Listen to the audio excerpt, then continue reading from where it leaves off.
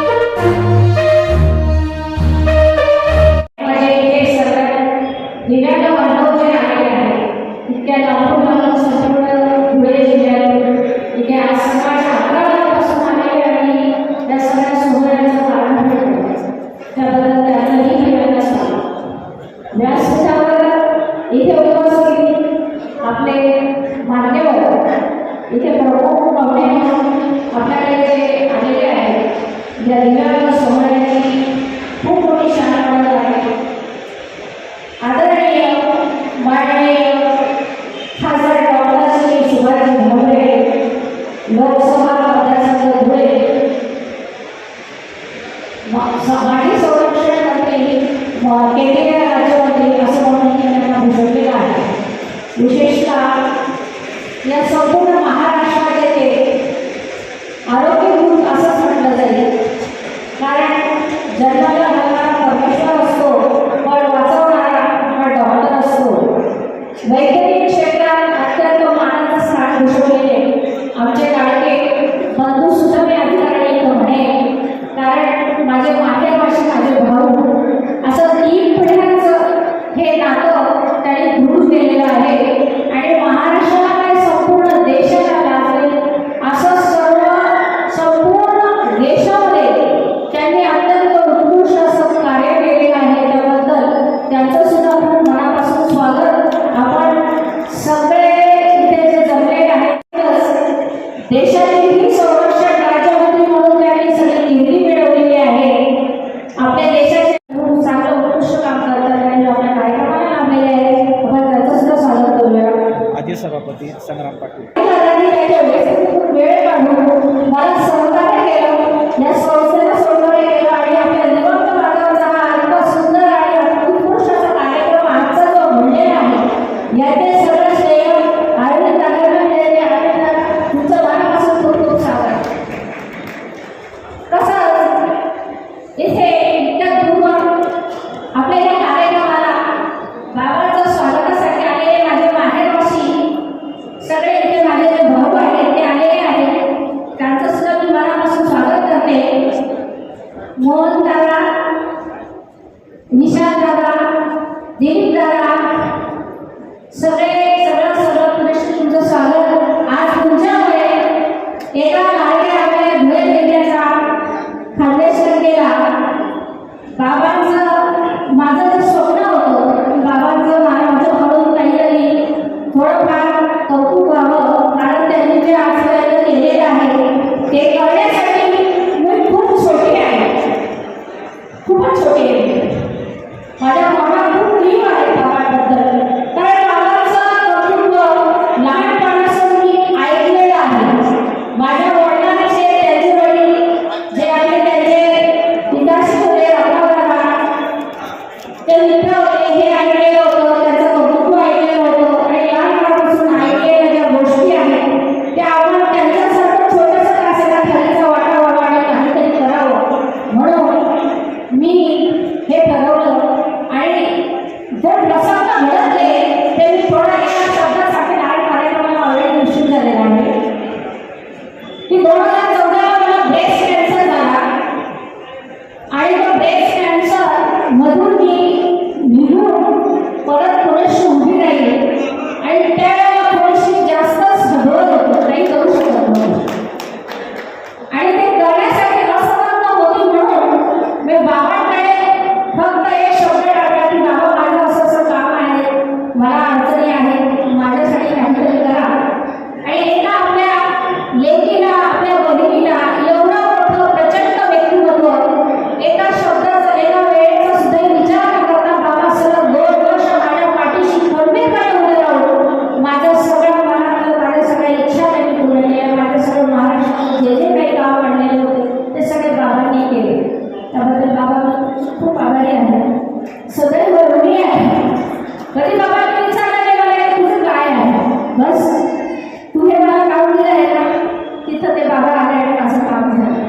इतका लोकस्वार्थ व्यक्तिमत्व, एवढं बाबांबद्दल ऐकलेलं आहे की बाबांनी ज्या ज्या वेळेला कॅन्सर रुग्णांचे ऑपरेशन केलेले आहेत कधी पैसा विचारला नाही.